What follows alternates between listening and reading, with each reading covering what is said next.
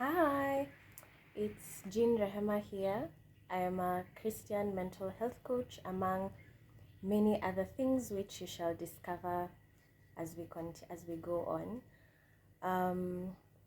I'm guessing you've clicked on this video because you're curious about people pleasing. So it might be something that you think you struggle with, or you have seen in your family or among your friends group. So when you hear people pleasing, you might think it's just going out of your way or to do things for people, or saying yes to too many things that you really have no business saying yes to. But pleasing can present itself in it can present itself in two ways. So there's those who go out of their way to do too much, or because you have either one, a fear of upsetting people, so you don't want to say no because, oh, like someone might be mad at me, and it's this fear you have. You don't want to upset people around you, you don't want anyone to be mad at you, so you say yes even if you'll have to bend over backwards to do it. Or you just really feed off the praise of people, and you just love it when you volunteer to do something, you stretch yourself out thin, and someone is like, oh, you're the best, I couldn't have done this without you. That just makes you feel good, and you kind of feed and live off of people's praises. And then later on you start feeling unfulfilled because either you couldn't get something you really wanted to get done, or you start feeling like people don't do as much for you as you do for them. So you're unfulfilled, you feel like your relationships are one-sided, people will not, reciprocate or mirror what you do for them, and it starts to frustrate you a bit. So there's that kind of people pleaser. And then there's the second kind of people pleasing that involves holding back. So it's kind of like the fear of man. So if you perceive that if you went out to do something, it would make somebody mad, or if you put on a certain dress, your friend might think you look better than she does, and she's not gonna be happy about that, or your sister. And so you kind of hold back because you do not want anyone to be upset. You don't want to be rejected or to get a negative, angry response that makes you shut down. That's also another kind of people pleasing. Or you fear voicing a different opinion, so there could be a discussion about parenting or about types of clothes, and people are saying something that you completely disagree with, but instead of disagreeing with them and having an altercation or a confrontation that you perceive might happen, you kind of just hold back your opinion and say nothing because you fear you might make someone mad. Like if I say I actually think it's this way, someone will be raising the roof, there'll be hell, and you kind of want to avoid that. Or you laugh even when something isn't funny, just to kind of diffuse the situation. So someone can say something offensive to you, or something that is offensive to someone around you, and instead of saying like, oh, you can't speak like that, you kind of just to diffuse the situation. Either you remember doing that as a child, or you actually do that now. You kind of just laugh to diffuse the situation. Or someone makes a coarse joke that doesn't really align with your values, whether it's your boss or someone in the family, and everyone else laughs, but you kind of fear,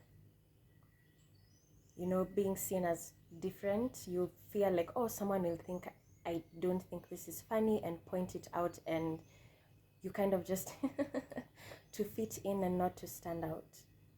So all of those are ways of people pleasing, whether you're the one who volunteers to do too much, or you withhold because of fear. They both have a different level of fear to them, and this could have come from your childhood. If you had a caregiver, whether it was a parent, a nanny, or the house help, or your those who have elder siblings, your elder sibling who raised you was either angry or abrasive, aggressive, or also narcissistic. So everything was about them. If you tried to play with a toy, it was stop playing with that. It's, you know, it's too loud, or you're making a mess, just sit down. Or it was always about their moods. So when you complied with what they wanted, you were praised, and when you did not comply with what they wanted, you were kind of shunned. So it kind of built in a desire in you to always want to comply with your surroundings. You know, if I act in a way that is perceived as good, you get praise. So you started feeding off of that as a child, or you had someone who was very aggressive and angry. You grew up in this angry environment, and you kind of just wanted to stay out of the way so that no one would lash out at you or basically make you feel bad for just existing. You know, you wanted to play and, you know, pull things, pull the curtains, touch things, just like all children are, but you were not really given the space, and you were not allowed to feel. If you felt something, you were told no. Oh, so why are you upset? And if, especially if you grew up being, you know, you were beaten for being upset or punished for being upset, then you are then punished for crying. I know that happens a lot. So that kind of environment cultivates people pleasing in you, and it can go up till adulthood. So, you know, if this sounds like you, the Bible says in 2 Timothy 1:7, if I'm not wrong, that the Lord did not give us a spirit of fear, but that of power, love, and a sound mind. So you might start small. You know, change doesn't happen overnight, and suddenly you wake up ready. Like, I woke up like this, I'm the most confident human being on the planet. It just small steps. When you, any movement in the right direction is progress. So you can start by consciously not laughing if you don't think it's funny, or you stop laughing to diffuse situations. You know, if someone just is aggressive and says something inappropriate, don't laugh. Just kind of let the awkwardness ride itself out. It could be small things like those, or voicing a different opinion that can go a bit lower down, the road. Don't know if that's correct. So just keep at it. Just small intentional efforts, to just recognize that, okay, I am not powerless in this. I have a choice, and invite God into your healing journey. I believe that Jesus heals everything. I have also experienced that kind of discomfort. I noticed recently that I have a kind of people pleasing, and it's something that God is working towards. I used to, you know, laugh when something wasn't funny, or just I tend to withdraw and withhold my opinions if I perceive it would upset you. So those are things that God is helping me, is working on, and just allowing God to work on your pain and heal your heart is something that is your heart, and also like heart with HURT, just to heal them and make you whole again.